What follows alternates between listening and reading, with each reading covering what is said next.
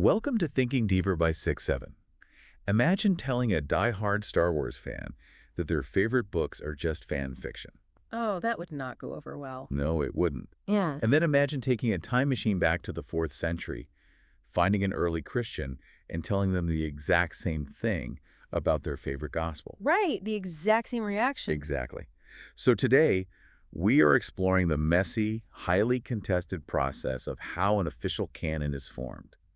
By looking at the dramatic history of the Star Wars universe and comparing it to the creation of the New Testament, we'll uncover who gets to decide what is true and what gets left on the cutting room floor. It's such a great comparison, because whether you are looking at modern pop culture or ancient religious history, the structural mechanics are identical. Yeah, absolutely. I mean, human beings organize their beliefs in very similar ways.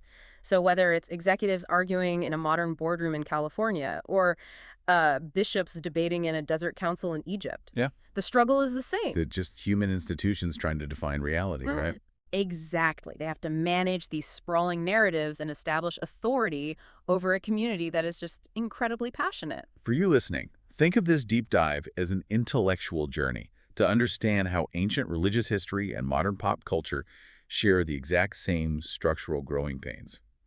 We're stripping away the mystique of these texts. And hey, before we really jump in, if you like my channel, please subscribe and press the like button.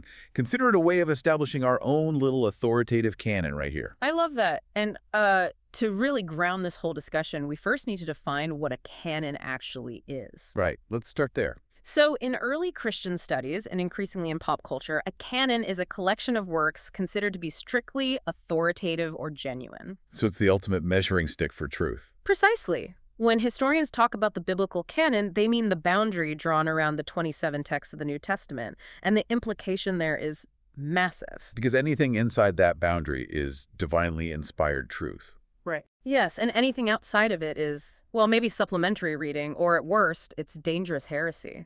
It's funny because we tend to look at the New Testament and just assume it manifested out of thin air. Oh, for sure, like a finished, leather-bound volume dropping from the sky. Right, with a neatly printed table of contents and everything. Mm. But the historical sources completely shatter that illusion.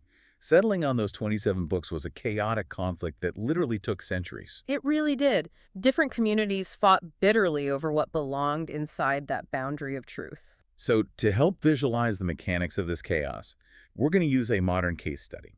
And it is the perfect laboratory for canon formation, the pre-2012 Star Wars universe. Star Wars is arguably the best modern framework for this, and it's because of its foundational premise, A long time ago, in a galaxy far, far away. It's framed as a history. Exactly, it's a history, not just a story. So all the novels, the comics, the video games, they function basically as recovered historical documents. And the fans treat them like religious scholars treat ancient texts.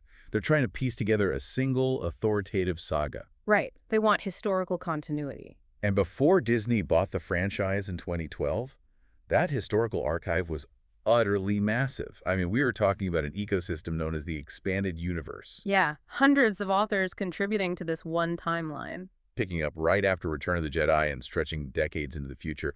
For fans, this wasn't just supplementary material. This was the lived history of the characters. Oh, it was their reality.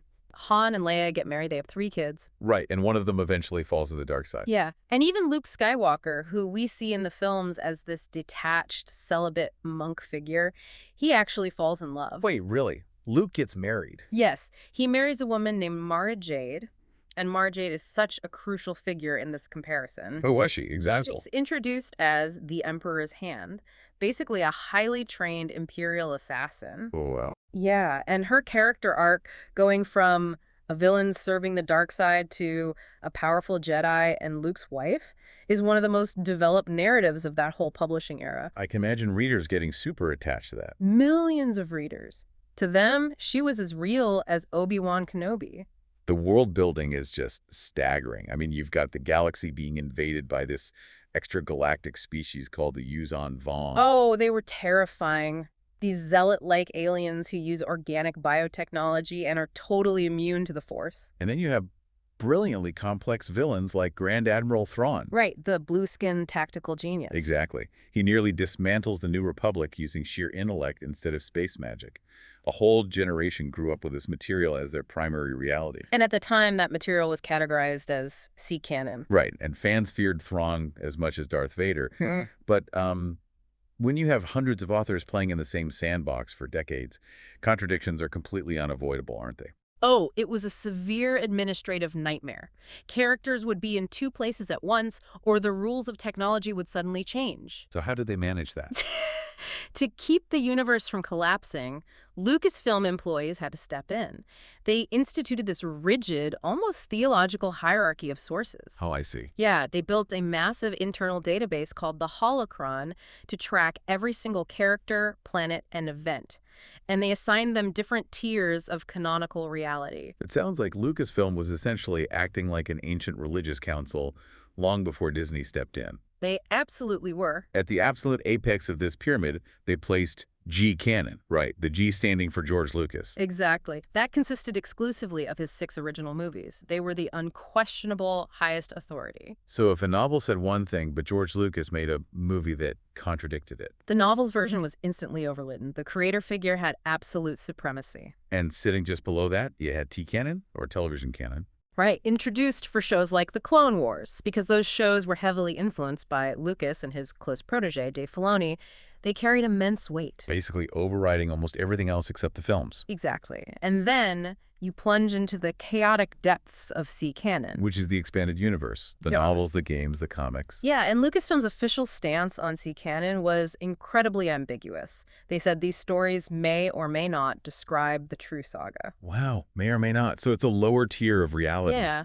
And honestly, there were Star Wars purists who totally rejected C-Canon. They just viewed it as glorified fan fiction. But if you're a fan who grew up loving Mara Jade as much as Darth Vader, how do you react to a corporation suddenly declaring your favorite stories are just C-Canon? Well, the psychological friction there is massive. Because if you invest thousands of hours and deep emotional energy into these stories, you build an internal reality. Right. So when an ultimate authority steps in and says your reality is just a lower tier maybe, it triggers a profound sense of disenfranchisement. And that disenfranchisement exploded in 2012, didn't it? Oh, full-blown cultural trauma. When Disney bought Lucasfilm for $4 billion, they didn't just tweak the hierarchy, they swept the entire board clean. Decanonized the entire expanded universe. Decades of beloved stories, the entire lives of characters like Mara Jade and the Solo Children just wiped out in a single corporate press release. Brutal. They instituted a streamlined, brand new canon, just the original movies, the TV shows, and any new Disney material. An absolute reset of reality. Yeah. And now you have modern Lucasfilm employees like Pablo Hidalgo functioning as these modern high priests of lore. Yeah, creating canon almost daily on Twitter and YouTube. Dictating the boundaries of what is real. And that moment of absolute institutional erasure is where our mirror to early Christianity becomes razor sharp. Because early Christians wrestled with the exact same structural dilemma. Exactly, just with infinitely higher existential stakes. They had their own sprawling, contradictory array of texts circulating. And they wanted to consolidate their identity, to settle on a specific set of authoritative books. Right, which brings us to the New Testament. Today, we know the 4 Gospels, Matthew, Mark, Luke, and John. And the early Christian authorities chose those 4 based on having the right pedigree and antiquity. Yeah, they were deemed close enough to the original apostles to warrant that top tier of truth. The equivalent of G-Canon. Precisely. But the historical sources reveal a marketplace flooded with other texts that didn't make the cut. Like the Shepherd of Hermas. Oh, the Shepherd of Hermas was an absolute blockbuster in the early Christian world. It wasn't just some obscure fringe document. Not at all. It was written in Rome in the 2nd century. It's a series of apocalyptic visions and parables delivered to a former slave named Hermas. And the angel delivering them is disguised as a shepherd, right? Exactly. And the text is highly practical. It focuses heavily on Christian ethics, repentance, and how to live a moral life. And the early Christian communities loved it. It was read aloud during church services across the Roman Empire. Highly respected theologians like Irenaeus and Origen quoted from it. They considered it divinely inspired. So if you were a Christian in the 2nd or 3rd century, the Shepherd of Hermas was foundational to your spiritual reality. Almost certainly. Hmm. But if you open a Bible in a hotel room today, it's nowhere to be found. Right. It didn't make the final cut. The institution said it lacked apostolic authority because it was written after the time of the original apostles. Wait, so early Christian authorities had their own version of the Disney buyout? Was there a single CEO figure who just wiped out all the popular texts like the Shepherd of Hermas in one fell swoop? That is the common cultural myth, right? That an emperor like Constantine played the role of Bob Iger, slammed his fist on a table at the Council of Nicaea, and enforced a 27-book New Testament. But the sources completely debunk that neat corporate narrative. They do. The reality was a grueling, centuries-long turf war. And to understand it, we really have to look at the Pablo Hidalgo of the 4th century, Okay, who is that? a monumental historical figure named Athanasius. He was the powerful bishop of Alexandria in Egypt. And in the year 367 CE, he published what remains our earliest surviving historical evidence of the exact 27-book canon we use today. Right. He laid this out in his 39th Festal letter. Now, a festal letter, that's an annual pastoral letter sent out to announce the date of Easter, right? Exactly. But Athanasius used these administrative letters as a mechanism of control. He included a strict list of the books he deemed authoritative, and he explicitly ordered his congregations to stop reading the apocryphal books. So Athanasius wasn't just handing down an edict that everyone blindly followed. He was responding to a chaotic marketplace he couldn't control. Yes, and this is where early Christianity scholar David Brake provides incredible insight. He argues these debates weren't just about making dry lists. They reflected fundamental conflicts between competing Christian social groups. Exactly. Alexandria was a massive intellectual hub. Athanasius was competing against other academic circles, which operated almost like philosophical schools. Founded around famous teachers who interpreted Jesus in radically different ways. Yeah, some leaned into mysticism or Gnosticism, and crucially, they were writing their own gospels. Like the Gospel of Truth or the Gospel of Philip, and their own Acts of the Apostles. And those were incredibly popular. So Athanasius' 39th Festal letter was a targeted strike against these competing factions. He was trying to establish an unyielding G-Canon to sweep away their C-Canon. Right. He didn't have a magical delete key. He had to leverage the ecclesiastical structure threatening priests with removal or believers with excommunication if they read unauthorized gospels. How do we know he didn't just have the loudest voice at the time? I mean, is there proof of this resistance? We have actual physical, historical evidence of the resistance against Athanasius. It's an artifact called the Codex Sinaiticus. Now, I've heard of this. It's a breathtaking document, a handwritten Greek manuscript of the Christian Bible from the middle of the 4th century. Exactly the same era, and likely the same broader region where Athanasius was campaigning for his strict 27-book limit. And when you look at the physical construction of this massive parchment book, it tells a story of defiance, doesn't it? It absolutely does. You look at the table of contents, you see the 4 Gospels, the letters of Paul, everything you expect. But then, bound right there in the same expensive parchment, Placed on the exact same level of authority. are non-canonical books. You find the Epistle of Barnabas, and right alongside it, the Shepherd of Hermas. Wow. So the physical binding proves that Athanasius' boundary was not universally accepted. The Shepherd of Hermas was still on the ancient bookstore shelf. Standing shoulder to shoulder with the Gospel of John, the wealthy community that commissioned that codex believed those extra books were divine truth.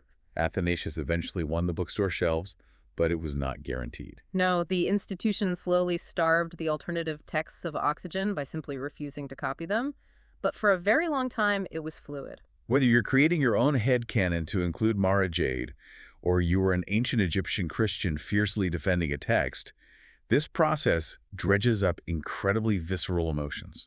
Oh, absolutely, because it's about who has the authority to tell us what is real. And you can use Star Wars to empathize with these 1,500-year-old debates. I mean, original trilogy purists are just like the 4 gospel-only purists. Right. Early Orthodox Christians who rejected popular alternative texts like the Gospel of Peter or the Gospel of Thomas because they wanted to protect the original narrative. And the fans upset about losing Mara Jade can directly empathize with fans of St. Thecla. No, St. Thecla is the most poignant example of what gets left on the cutting room floor. She was the star of a text called the Acts of Paul and Thecla. In the story, she's a young noblewoman who hears the Apostle Paul preaching and just radically changes her life. Breaks her engagement, faces the wrath of her family, endures horrific persecution. Condemned to be burned at the stake, but a miraculous storm puts out the fire. And then she's thrown into an arena with wild beasts. And in this moment of ultimate agency, she throws herself into a vat of water containing aggressive seals. Wait, aggressive seals? Yeah, and she declares that she is baptizing herself. She survives, dresses in men's clothing, and becomes a traveling teacher. That is an incredible story. She was a massive cultural phenomenon, an icon of female empowerment in a deeply patriarchal Greco-Roman world. If you were a marginalized woman back then, Thecla was your hero. Because she offered a version of Christianity where women could preach, baptize, and hold profound spiritual authority. But when male-dominated church councils and bishops like Athanasius solidified the canon, her story was rejected. They determined that a text featuring a woman baptizing herself contradicted their established church order. Exactly. They cited letters in the canonical New Testament that commanded women to be silent in the church. So cutting Thecla wasn't just an administrative edit, it was the active erasure of female empowerment. It was devastating for the communities that revered her. They were ticked off that her incredibly popular story never made it into the New Testament. We've seen how systematizing a canon, whether done by a modern massive institution like Lucasfilm or ancient Christian councils, is always a messy process of imposing a hierarchy onto a chaotic, passionate marketplace of ideas. It's a profound realization. When you accept an official canon in religion, history, or pop culture, you aren't just accepting a list of books. Right. You're accepting the worldview of the institution that won the historical turf war. It makes you wonder, what profound truths or beloved stories are we missing out on today simply because their authors didn't have the institutional backing to survive the cutting room floor?